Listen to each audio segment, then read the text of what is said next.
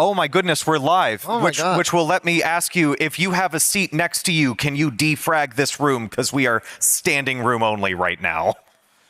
There are no seats empty next to people. Okay, I am so sorry. happy. I'm very happy you're here. Like, about profiling. Profiling. Wow. This is dry as toast. When you asked, we were costumes, I was like, is that going to be enough? Looks like it brought all the depth to the art. Yes. Hi, everyone. I'm Ari. And I'm Matt. And we're the Performance Doctors. Yeah. But He's proud. I love it. It's great. Thank you, Doctor. So, this is Profiling with a Purpose, performance lessons from a real Unreal project. I'm going to start by introducing ourselves a little bit, specifically what we do. So, yes, I'm Ari. This is my handsome co-doctor, Matt. And we are part of the technical developer relations team at Epic Games. So what we do is that we do high-touch support for Epic Pro Support customers.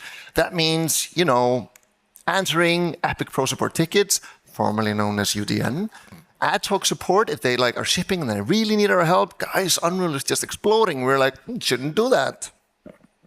And proactive content like this presentation. If you want, oh no, my stethoscope.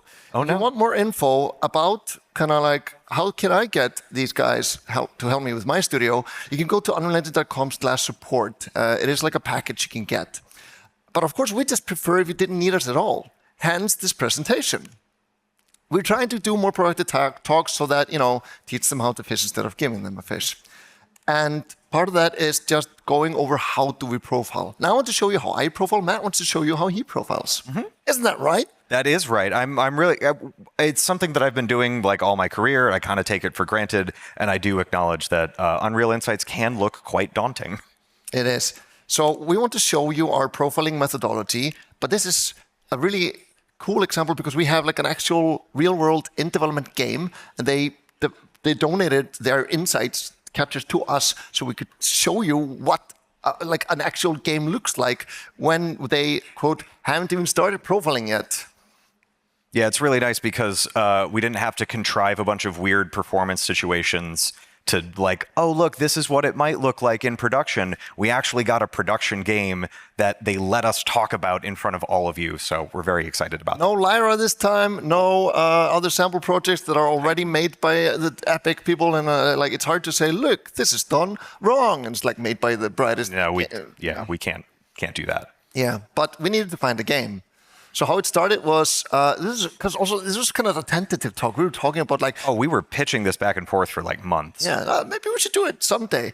And for this fest, I knew I was going to do the 101 tips and tricks with you that we did yesterday. And we managed to do 101 tips. Mm-hmm. So you should see that online if you haven't yet. And I was like, okay, I'll just put this up just in case I find something. So it was a LinkedIn post asking for real world projects. And honestly, I expected maybe a couple of indie projects like solo developers. They're like, oh, I don't know what I'm doing, but I could use the exposure. But oh my God, we got over 40 submissions of all sizes. I think over half of them were actual AA projects. Oh yeah, there was a lot of really good stuff. If you are in the room and you submitted, I'm sorry we didn't pick you. It's not about you. We wanted though. We wanted to. It was some of these were I would have taken half of them. Just this is amazing. This is amazing. This is amazing. 2 of them even had a publisher. So, what game did we choose?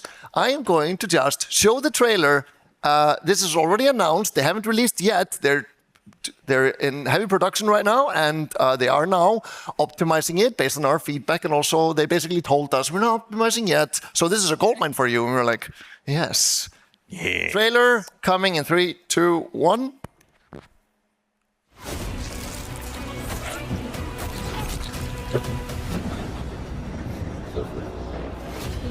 Grow strong. Prove yourself. Gunnar, have you come to start work on my smithy? This place will soon start to feel like home. We'll get a good price if there's any left alive. We are the store. A fine choice, Gunnar.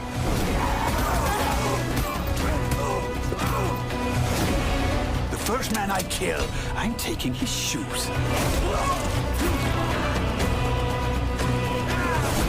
Face me if you dare! Give them iron! Give them death! By the door! They're here! Your Agrippa! We could not hold them! I'm not a doctor. Wait, I mean, I am a doctor, and I think some of these stabs were lethal. Some of that was very lethal, and that's why we had the sign out front. Yes. If you're wondering what's the M for mature, it's because of this. So everything from here on is PG-13. Totally. I might drop an F-bomb. It is Norse Oath of Blood. Oh yeah, we can now. Yeah. So this is developed by Arctic Hazard, and it is published by Tripwire Presents. It is launching late 2025 of this year, if nothing goes wrong. And actually, I like we got the Viking theme here. So this is actually made in Norway. So go Nordics, woo! Yeah. And also me being Icelandic, we got that Norse blood in us. So I'm like, oh, my people, Frábært Ísland. Okay, sorry. Usually the first step is give us captures. A studio will come up to us and say, like, we need your help. And we say, something's wrong. Sorry? Yeah, it's like, something's wrong. Something's wrong. Give us captures. So we say, go to the problematic area of the game and show us this rainbow diarrhea, and we can actually digest it. So we usually ask for Unreal Insights captures for CPU side, and Matt usually covers the GPU side, where you'll ask for... Yeah, we'll do pics, Razor, render doc, all that kind of GPU capture profilers. What about this one? Oh, and also in UE 5.6, we've added a new GPU profiler that unifies all of the GPU stats between pics, Razor, Insights, Stat, GPU, all of it's together, and it shows us the compute pipe in Unreal Insights, which I'm very excited about. I don't know if Luke's talk has already happened, but I think it was the talk before this. Did anyone here go see Luke's talk? Hands up. It's about great, good. 15% of the audience. Very nice. Very nice. You know more than I do now. Sometimes we'll get a dev build. That is not common, but in this case, we're like, okay, we want to, I want to be able to dig a bit deeper. So we can do our own captures to different programs. But yeah, like I said, it's usually not needed. It's very rare. I maybe gotten it once before this because it is extra work for us. We'd rather just tell them to do the capture for us. So let's start with how do we profile Norse? Of course, the first step is just getting the build. And Arctic Hazard provided us with a Steam code for the dev build, which I actually think is quite a good way to distribute PC builds, is using like the launcher, whether that's Epic Game Store or Steam build or something like that. Because you're already paying the $100/euro fee, might as well get something out of it. So use this, because it's like they got the cloud delivery network, and then you can have a private beta branch, which is what they gave to us. And we need to start the game. It is a development build of the game, but we need to start it and have it somehow connect to Insights. And to do that, you need to override the launch options of the game. And Steam actually allows you to do that. You can just right-click the game, go to Properties, General, Launch Options. And this allows us to set the launch parameters for profiling. And Matt will probably have some different parameters for the GPU profiling if you do that. But for CPU, these are the ones I used for Norse. The first one is the most important one. All of the other ones is something that I later on realized, okay, I need this. Okay, I need that. No, that's fine. Okay, I put it in the slides like this. Ooh, yellow. So, dash trace channel. This sets the trace channels used by Unreal Insights. If you're profiling a game, this is the only thing you need to do. Dash trace. If you do just dash trace, it will use the defaults. You're fine to start. And everything else is just quality of life that I'm going to talk about. It uses the default group by default, but you can also specify it. Like here, I say default, task. So I want all the default channels and also the task channel. The default as of Unreal 5.6 is CPU, GPU, frame, log, bookmark, screenshot, and region. We just added screenshot, for example. That was like in 5.5 or 5.4. So this keeps changing. I'm not going to say this is what it's always going to be like. We might add some more. Yeah, just as a pro tip, you can put screenshots into traces so you don't have to just look at Rainbow Soup. You can look at the frame that actually happened. Yeah. It's really nice. Really nice. You can do it at important parts of the capture where you want to just give more context also. Like we're now in this mission, we're now in this screen. I also add task, which shows which tasks some threads are waiting on. And if you just have those threads, like I said, it will automatically connect to Unreal Insights frontend if it's running. Do I have it running? Can I show it to you? I think you do. I didn't. Well, let me open it quickly. I made a shortcut for it. It looks like this. there's no capture here. It will just show up here and it will say, I'm capturing. You can double click on it and it will open it. This is the Unreal Insights front end. It will already come with Unreal from the launcher, and it's just called unrealinsights.exe. It's in the Win64 folder. We don't have a shortcut for it, make your own, but you can also launch it directly from the editor, which is easier. All right, and then... This is why I turn on the task channel. Sometimes you have wait for task, and I'm like, what is it waiting on? And you'll go through, all the threads and see, maybe it's this, maybe it's that. This just kind of does it for you. So over here, you can see that we have this task that is taking 2.6 milliseconds. It was launched over here, but it had a prerequisite that was happening over here, and then something before that happened even lower, and then in the end, these were the two tasks that kind of went if it's not done by now, we have to wait for it, which luckily didn't happen. There was a breathing room here where other things were happening. So this just makes it a lot easier to profile when it's hitches and stuff like that. It does have a little bit of overhead, so that's why it's not enabled by default. But usually when I get a capture, something is already wrong. Something is already slow. So I'm like, okay, give it to us. Speaking of when something's already wrong, stat named events. You probably heard this a lot, and you might not know exactly what it is or what it does. So what it does is it activates tracing of additional named events. And basically it shows more functions in Insights. That's it.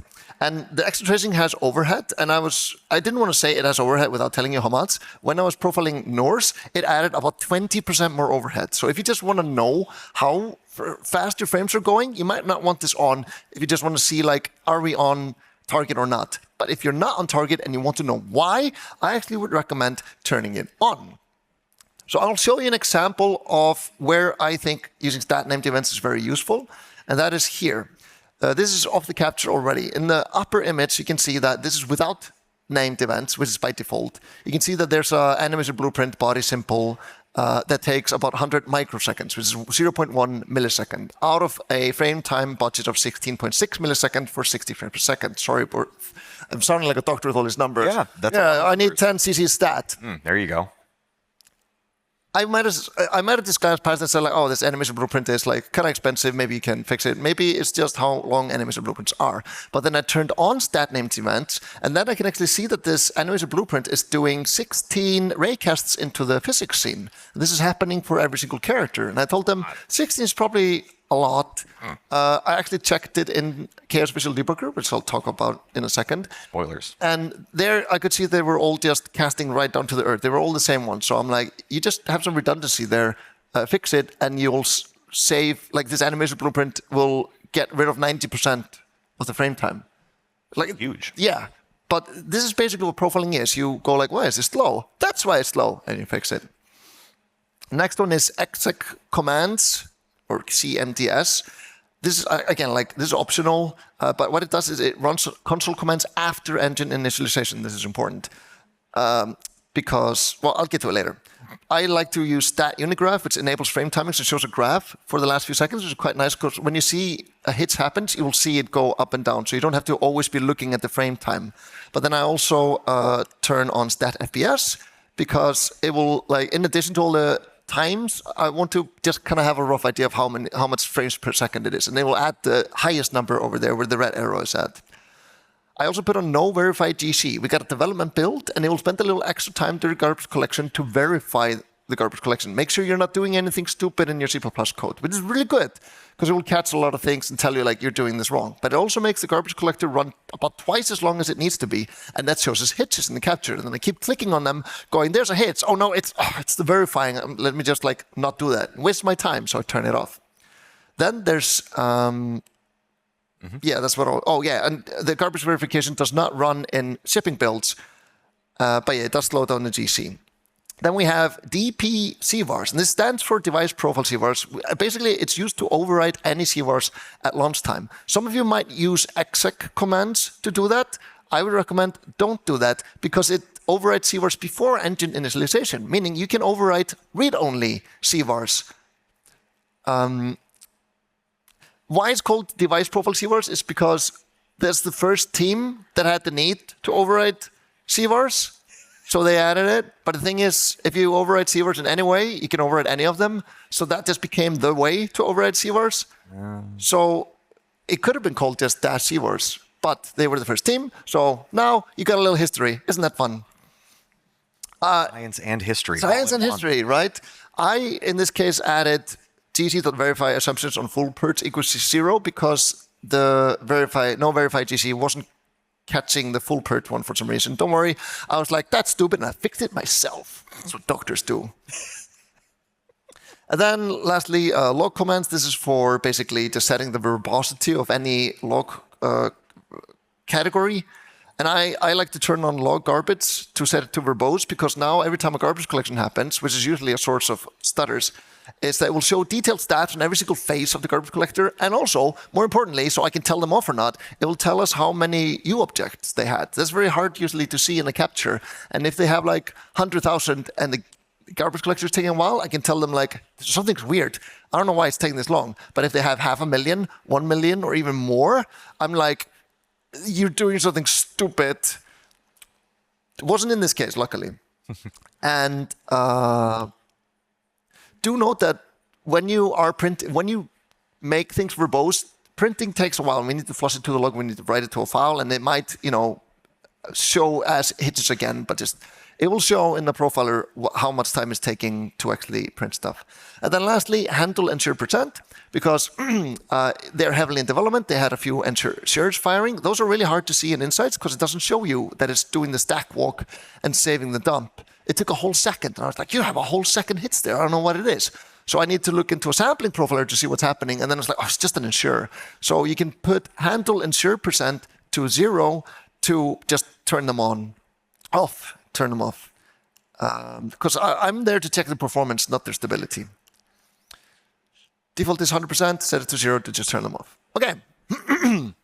Recording, when I'm making a long capture and I want to give the studios a lot of feedback, I like to record them. I use OBS, which is free. And this with StatGraph will show you the spike, so you can kind of like start them both. It'll be a little bit offset, but now you can correlate them with each other. I don't know. Insights team. Unreal Insights team, I'm not going to name you by name, but I would really like it if maybe a low resolution video could be embedded into the Insights capture, so I don't have to do this. Pretty please. Thank you. I will bake you a cake. Yeah. Mm-hmm. I will also want to eat that cake. Sometimes Insights isn't enough. It's using telemetry. It only tells you what we want to tell you, or what you tell it to tell you. Sorry, it tells you what we tell you, not what we want to tell you. We want to tell you everything. But sampling profilers are for where it's just not enough. And there you capture, if you just need the symbols for the executable, and it'll show you literally everything that is happening on the CPU. It will capture the entire C++ stack thousands of times per second.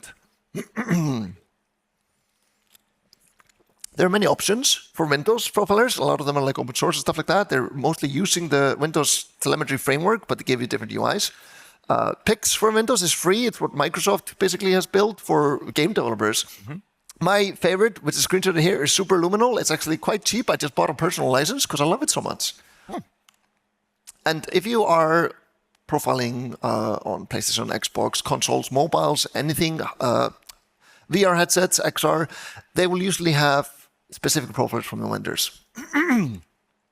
But you can also run this alongside Insights, so you can have data from both. So when Insights has a long hits, but you don't know why, just look at the sampling profiler. This is double the overhead, so already just when you know that there are performance problems like hitches. And we are actually working on sampling in Insights, and we just released 5.7 preview, right? Preview 1, yep. And it's in beta in 5.7, so you can actually turn it on there. Okay, I think we should just start looking at the capture. Ew. Where do we even start? Like, I'm not surprised many people look at it and think like, oh my God, this is not my job. I'll let a profile, let a doctor handle it. Don't worry, you can self-diagnose. I thought this was very clever. Okay. Web UE. I'll show you the scene that this profile is from. First, I'll show you the profile. Here we go. And like I said, it's rainbow puke. It looks very intimidating. And the scene that most of this is looking at is from here. It's a tutorial section where these two characters are running around, and it's teaching you like, oh, press this button to do this, press that button to do that. Quite a simple scene. I'm now going to teach you how to start capturing. Sorry, I'm losing my voice.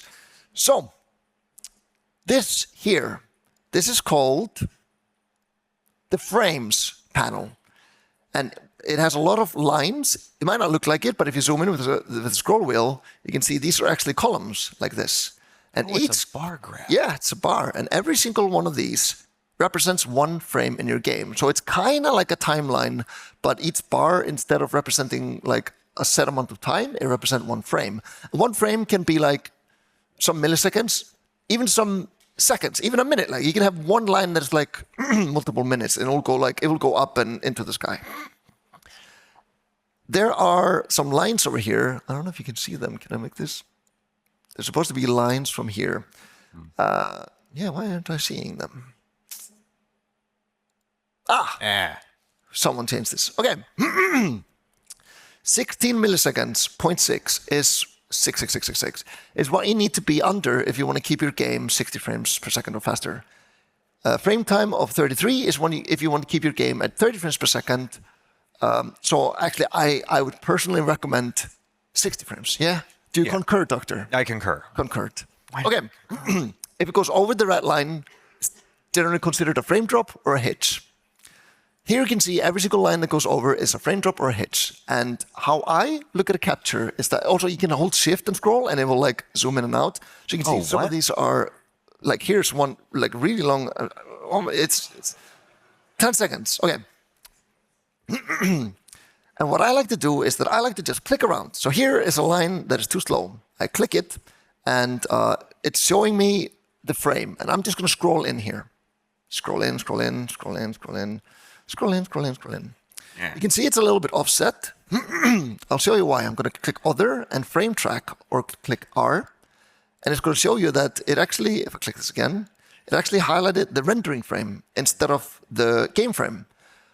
I usually focus on the CPU, so I'm going to right-click here and just turn off rendering frames. It's going to look similar. Oh. Why wasn't that in the tips and tricks talk? I didn't want to spoil it. So here, you can see that I clicked it now, and it will show you the frame time. It's the same as just clicking here and pressing Enter. It will select that time period. Now we know what the frame track does, and now here in the timing view, go away. This is also a time graph. It goes from left to right, show you every single function that was called. Like here in the base was engine loop tick. It's always running. But that function calls frame, and it starts at the beginning of it and ends at the same time. So the deeper we go, that's basically the functions they're calling. And then we have like from left to right how long it took. So here you can see world tick time. It first has a tick time here. This is actually the pre-physics and during physics. And then we have like blueprint latent actions and game thread tickable time. So basically, world tick time is calling these functions in a row. First tick time, then this one, then this one. How much time do I have left? Let me. Oh, good. Okay. We'll be okay. Yeah, 12. Yeah. I'm fine on time. I got 20 more minutes. We can just start scrolling in and see, like here, like usually what takes a lot of time is some things are ticking. And you can see here, pre-physics is taking 32.4 milliseconds. And it should be taking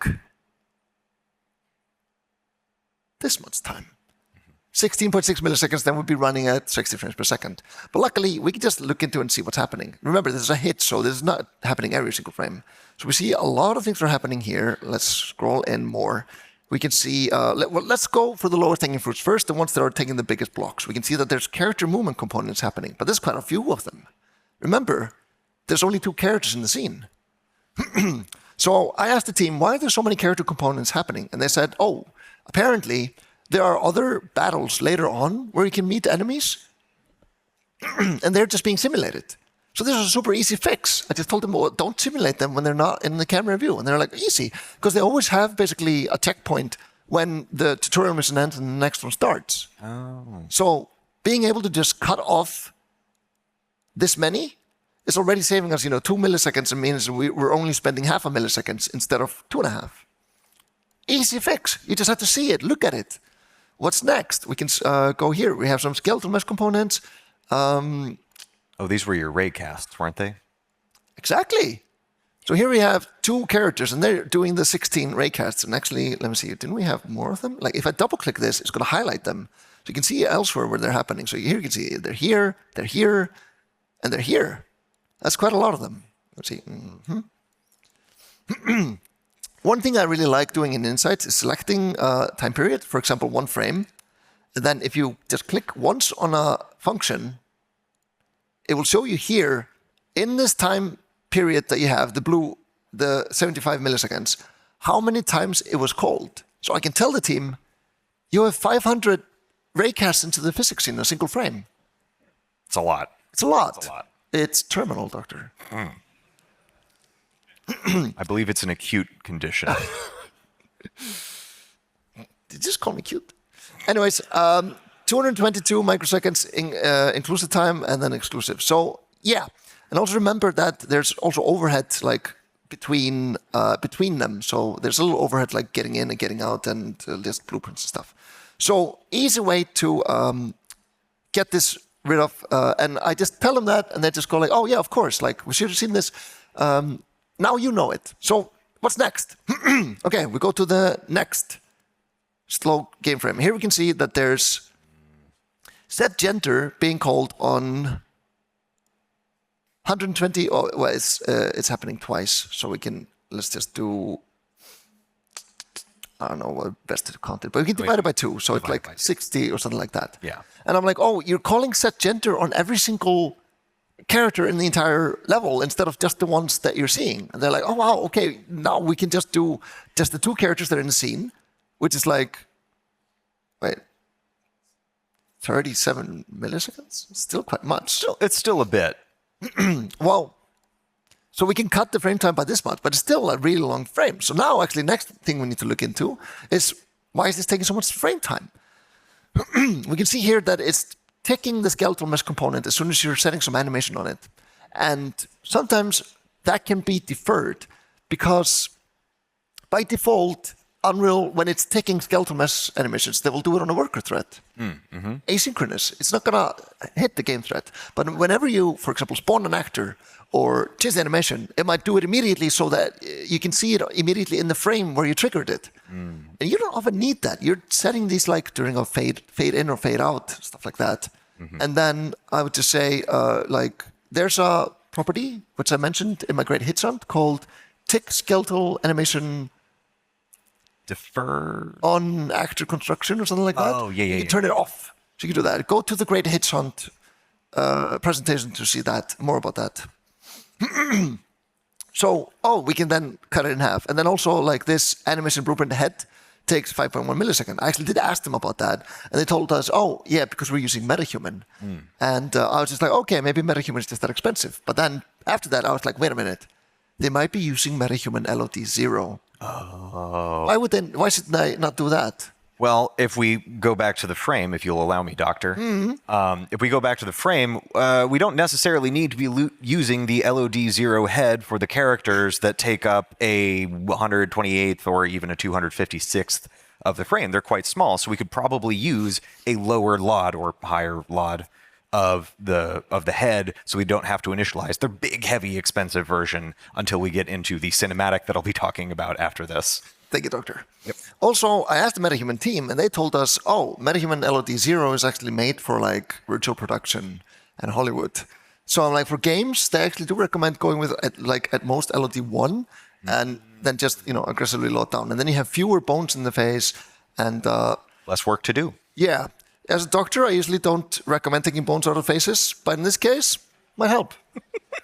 I'm sorry. I think that's plastic surgery. Yeah, well, okay. Not my department. Yeah.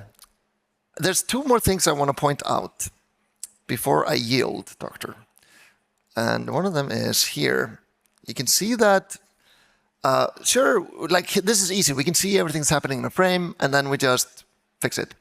And whenever you see a big line like that as a frame drop, you click it, you figure out what's wrong, you get rid of it, the red line goes green, and you're fine.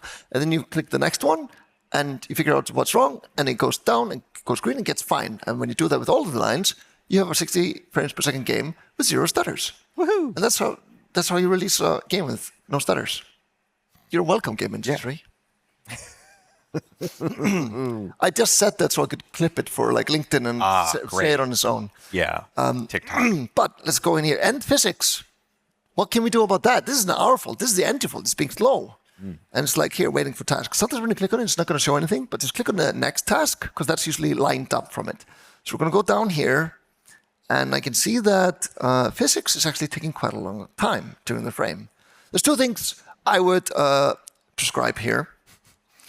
One is take from the pre-physics thread and put it in during physics. Because the physics has already kicked off then, and the longer the during physics takes, it will eat into the end physics that it needs to wait. But that's just applying a bandage to an infection. Yeah. You want to actually figure out why is your physics taking this long in the first place. Another place where physics shows up in this capture, if I zoom out a lot, is that we have these regions here that shows you something's being added to world. This is not loading the level, it is just initializing it, adding it. And this is taking 23 seconds. And usually for levels, I would say, Doctor, that's quite a long time. That's quite a long time. You know, it's amortized over a few frames. It is. So bad. But it's not a single hitch. But that's like, hey, we have a world partition cell, and it took 23 seconds to fully stream in that whole cell, which is too long. Yeah. In our case, you can see here, also I selected this time. You can see it in the frames you hear, the white section. Sorry, no, that's when I zoom in and out. So if I zoom in, you can see here, like this is this section. So now I'm going to zoom into a single frame, see what's happening. Okay, so there is a... There's supposed to be an add to world. Wait, did I scroll too far? I scrolled too far. Give me a second. There we go. Needs to be in the blue one. I'm looking for here. Yeah. Update level streaming. This is when the level streaming is being added. What it will do, it will incrementally add components to the scene for as long as it's allowed. You can set it yourself. You can set like, oh, only spend 1.5 milliseconds, and if it goes a little bit over, you know, that's just it. And I believe the default is like 5 milliseconds. It's less than this one first. Well, they've got it tuned on this one, which is nice. Probably because they had so many ticks, so yeah. But if we look here, you can see that every single component is creating physics state. Or if we go here, it's like creating physics, shapes, and actors. That's actually happening for all of them. And I think 90% of the frame time, like if we can also do double click up to level streaming, zoom out a bit, and we can see the fat ones. Like, oh, there's a really fat one. That's true. This one's taking 28 milliseconds. That is way over the frame limit. Yeah. How does it do that, Ari? Why is that happening? That is because the component updating does batches of like 3 or 4 components at a time. You can set that before checking the time. And then here, the reason is they have instant static mesh components that are just taking too long each. This is just because they have just too many instances, each of them with physics. So here we can see 26 milliseconds just being spent on adding physics. Speaking of physics, we need to look into physics, which brings me into the next point, which is the chaos visual debugger. This is the hidden world inside the body of the game. The bones, if you will. The bones, yes. You can actually view that with an X-ray called chaos visual debugger. The complete physics scene, the state of it, all physics queries for each frame during a recording. It's super powerful. It shows you literally everything you would have wanted to know and more. And it's very easy to open. You just go into Unreal, it's Tools, Debug, and Chaos Visual Debugger. And if you have a package development build, you can do these console commands, and it will create a file which you can then feed into Chaos Visual Debugger. And I actually have it running over here. Let's look at the physics scene.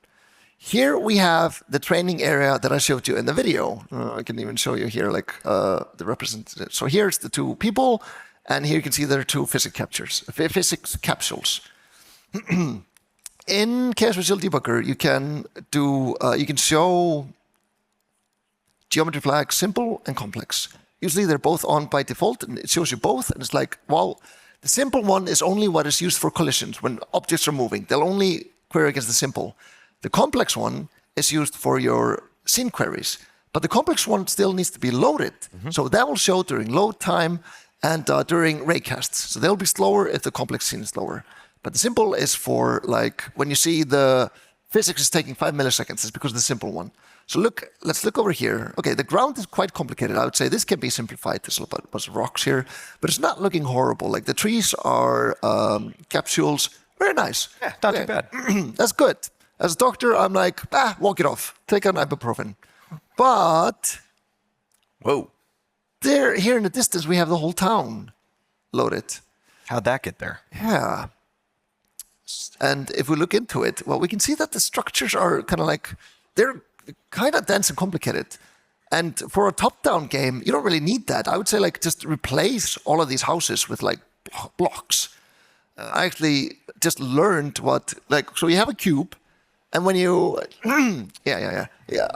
I'm excited about this because I learned a new word. Yeah. It's a clinical word. When you have a cube, but it's not equal on all sides, it's a cuboid. Cuboid!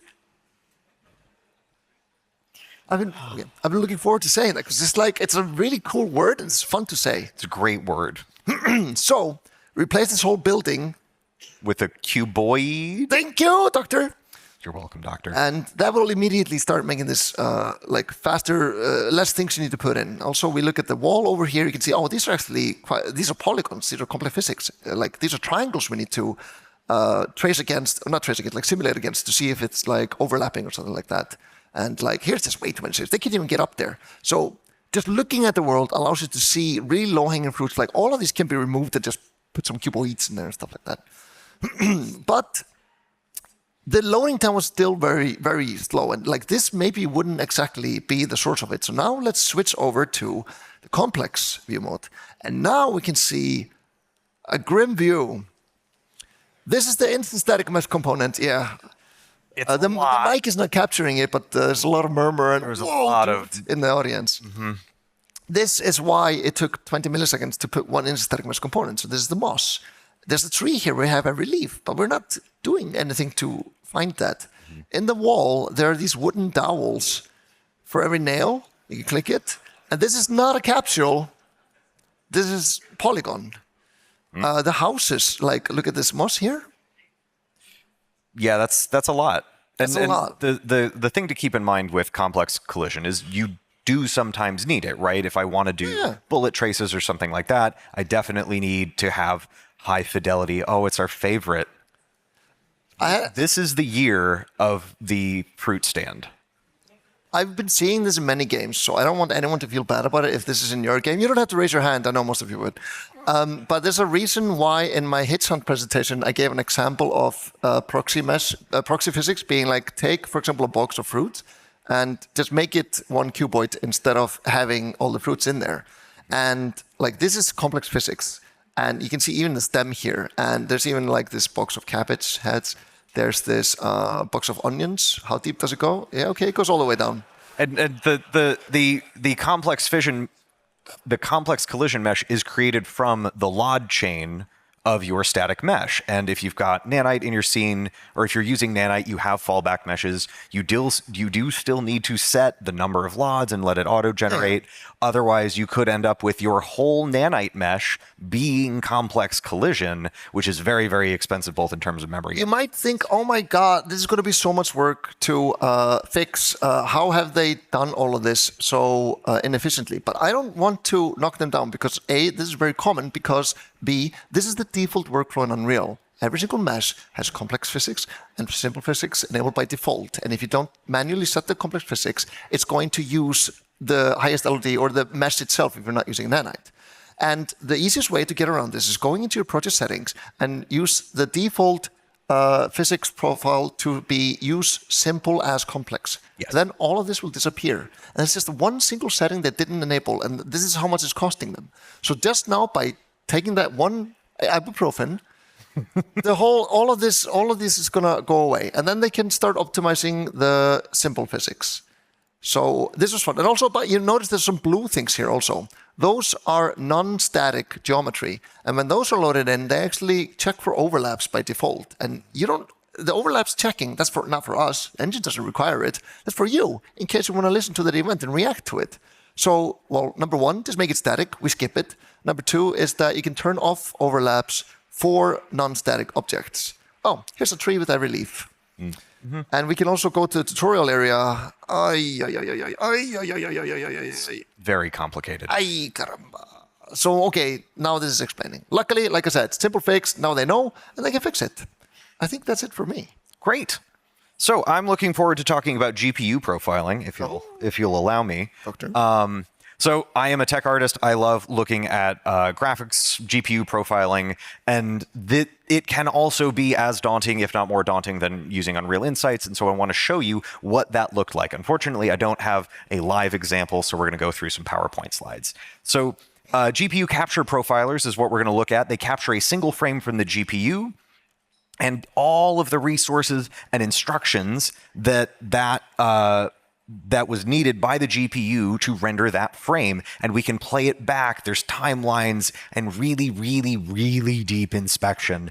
As a tech artist, I don't need to get super duper deep, but it's going to give me more information about what was rendered in the frame than Unreal Insights, right? Unreal Insights is kind of giving me the high-level passes. This is going to show me every single thing. There are a bunch of platform-specific options for this, including, so for Windows, we might use something like RenderDoc or WinPix. On PlayStation, you'd be using something called Razor. Xbox, you'd be using Pix again. Android, something like NVIDIA Insights. These are all some of the different options. So let's talk about the setup that I had for GPU profiling, because I needed to do this on an Xbox Series X because our workstations that we use are not representative of commercial hardware. They're very powerful, which is great. So I really like doing GPU profiling on a platform, a dev kit, target hardware, so that I can kind of know how things are actually going to perform out in the real world. I was using a development build because that's going to give me all the information that I need. I was running it at 4K because we're all running at 4K these days, and I was using Pix for that. So let's take a look at Pix real quick. You pop it open, there's not a lot here, but you have to connect to the dev kit. So when you connect to the dev kit, you go, all right, let me connect to that Xbox that is connected to my computer, and it's going to bring up this window. So I've already got the game up and running. I used remote viewer to get to the point that I needed to, and then I just hit this GPU capture option, which brings me to this, which is fine, but I don't have a whole lot of information here. What I need to do is replay that frame on the Xbox with all of the bells and whistles hooked up to it to give me all of the juicy details. So I click that button there and it runs, and now I have my own timeline view. Oh, this is one frame. So what we're looking at here is the compute pipe down here, and we're looking at the main pipe up top. And then what I can see here is the EOP to EOP duration in nanoseconds. And I can see that took 29,800,862 nanoseconds to render that frame. That's how much time it took the GPU to do all of this work. So that's about 30 milliseconds. I also have some console variables that I set when I'm doing some GPU profiling. I think most of these are a little belt and suspenders, but I like to talk about them anyways. The first is r.rhi set GPU capture options 1, which does a few different things. It adds draw events. It enables show material draw events so that you can see like the name of the material in the GPU profiler. This is also really important if you're on 5.4 and below, you need to explicitly enable r.nanite.show mesh draw events so that you get the names of the nanite shading bins as well. And it's also going to do r.rdg events 3, so we get all of the event and pass names. I think sometimes we have a way to detect if we're doing a GPU capture and enable this automatically. This does have some overhead, much like stat named events. So the thing that I'm doing here is not necessarily how, is the game running at 30 frames per second? I want to figure out what's taking the most amount of time. I need a little bit of extra information. And you're still able to profile without these, right? Yes, yeah, you absolutely can, but this next one is really important because on our modern consoles, we have dynamic resolution. And that's great, but that means that the performance of the game is actually going to show up in the size of the back buffer, the internal resolution, and not the millisecond count.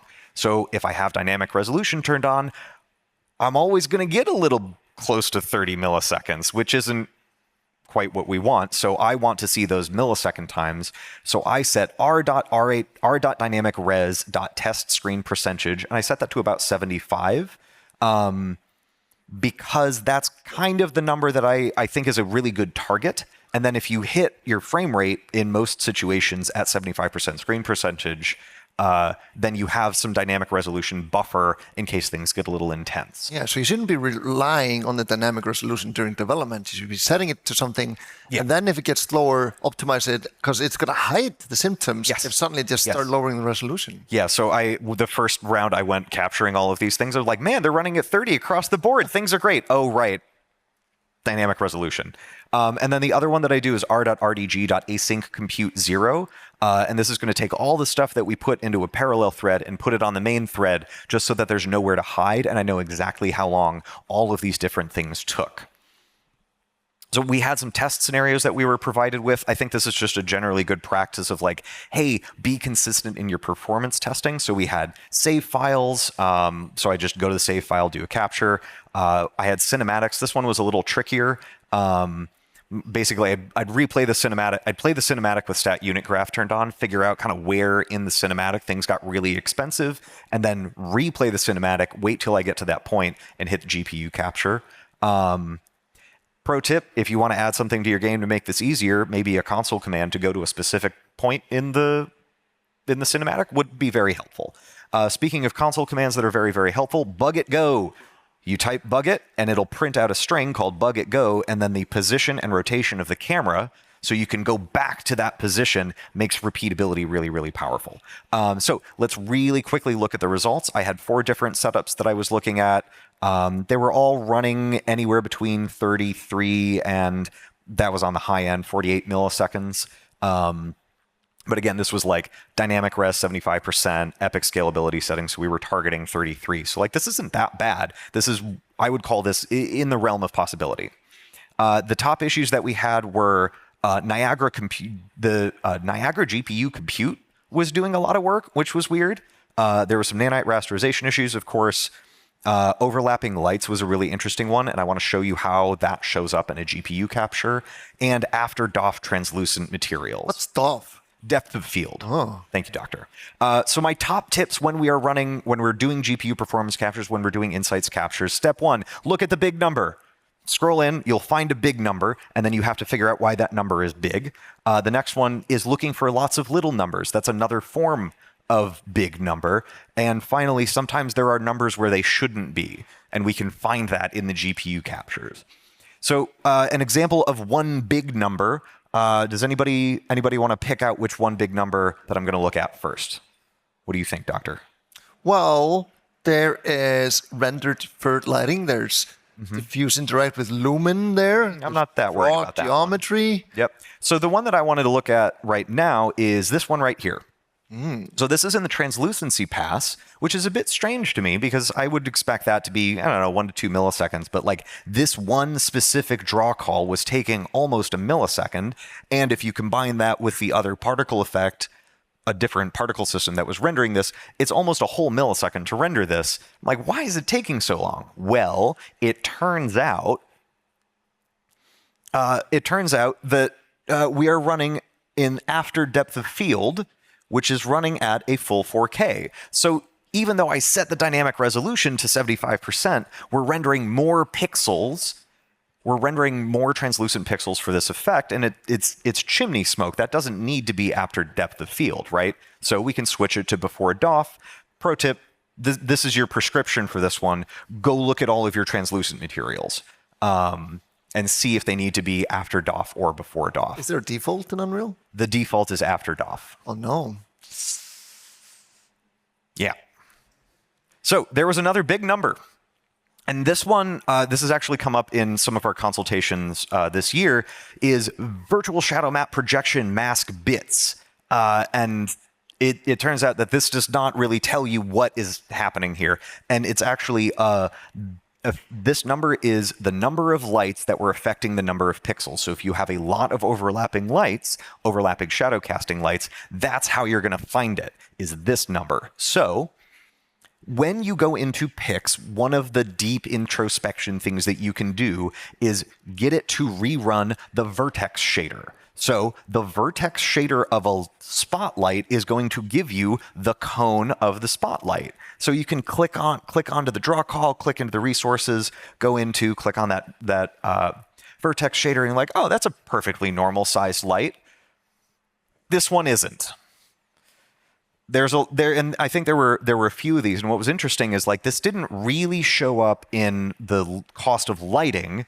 It really showed up in the virtual shadow map projection mask bits cost. So this one, super simple. Check your light complexity view mode.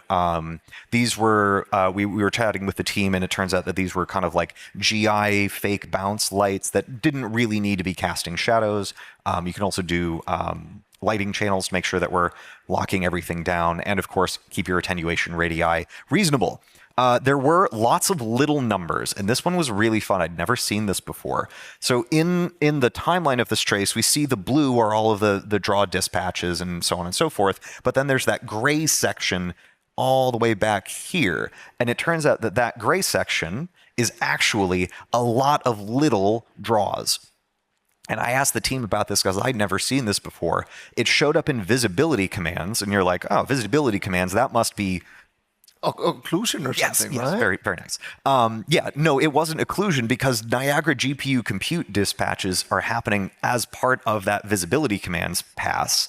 And it turns out that what this was they were using fluid flux for their water, and there were a bunch of Niagara systems that were reading the water height from the GPU back to the CPU so they could play other effects. There were like 96 of these, and that totaled about 2 milliseconds. So that's the ocean around the island. That was the ocean around the island. And if we go back to the frame, No ocean. No, I don't see any ocean. So there's a few different things you could do about that. You could use like the significance manager.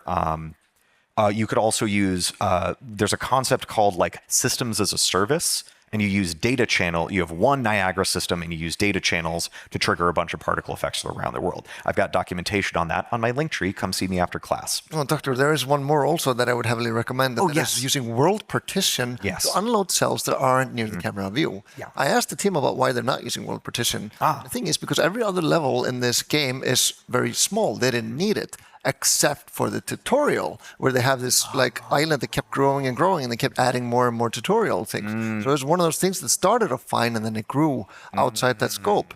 So they were like, what can we do? Do we have to turn on world partition for the entire game? And I told them, no. You can actually turn on world partition for only that level if you want. Yeah, very handy. Finally, there were some numbers where they shouldn't be, and I asked the team about this because this is not finally. I'm so sorry. I asked the team about this because I was seeing a bunch of nanite programmable rasterization in the custom depth pass. So I was like, well, that's very interesting. What are we using custom depth for here? And they said, oh, it was an outline shader. Or they were using something for an outline shader, and it turns out they didn't actually need any of that stuff rendering into custom depth. Oh. Easy fix, just turn it off. So that one was easy. This one, okay, I promise this is the last one. We do have plenty of time, Doctor. There's just lunch after us. Oh, fantastic, Doctor.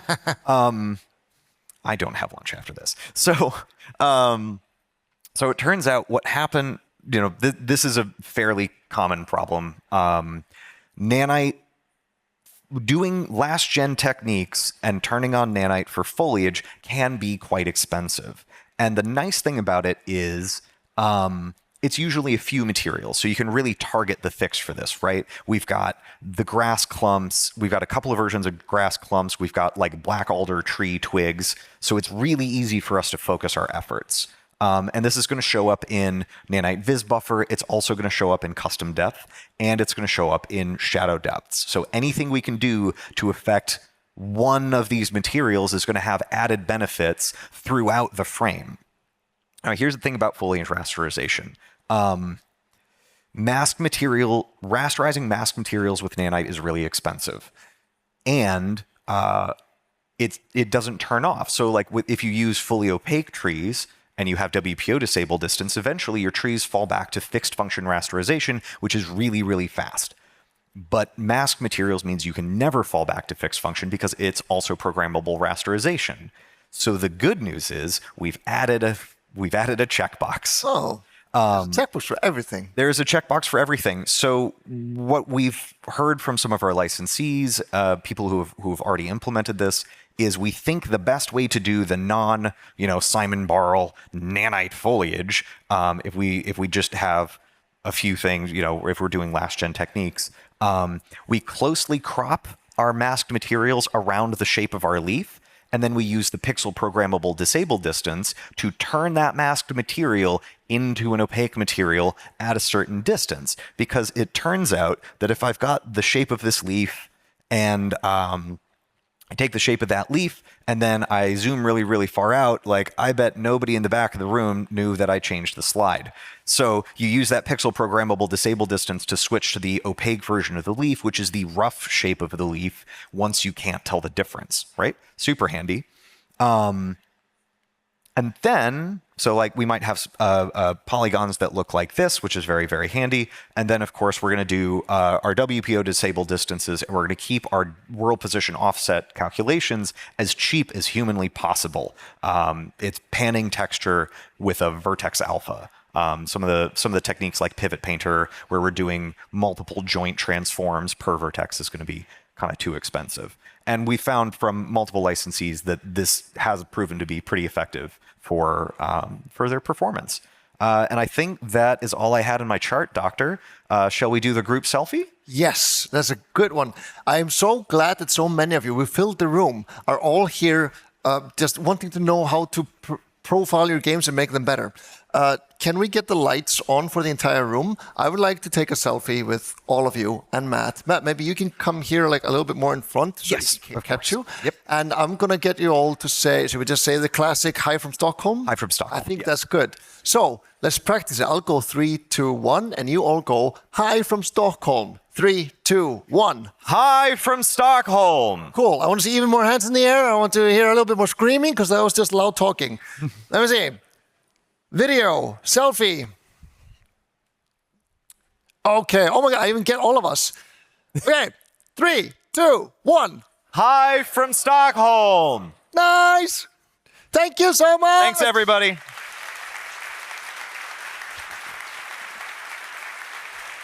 Good job, Doctor. Good job, Doctor. I will mark this as case closed. Case closed.